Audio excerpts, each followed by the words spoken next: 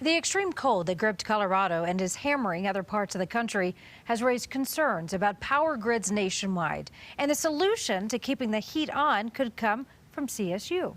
Texas is the hardest hit with millions of people without power tonight.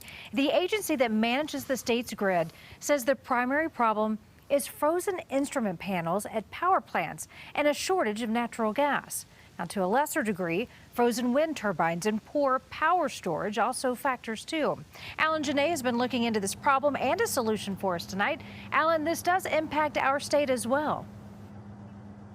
Well, it does, Karen. You know, here in Colorado, two utilities, including Platte River Power Authority that supplies Fort Collins and Loveland and other areas in that area, asked people to step back in their power usage in Sunday's extreme cold. The extreme weather has a lot of people thinking about renewables and power generation and power storage. The chill that rolled over northern Colorado hit power companies hard.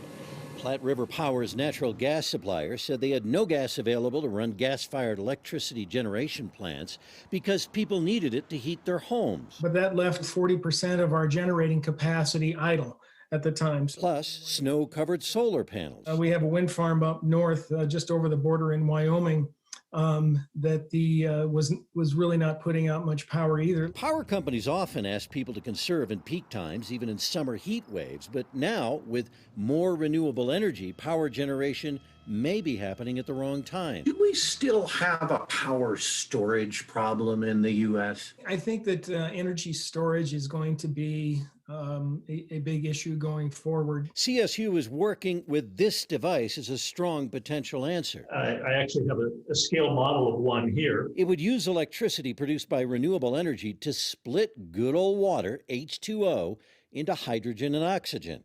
Hydrogen can fuel power plants. You can store that gas just like we do natural gas. You can put it in pipelines.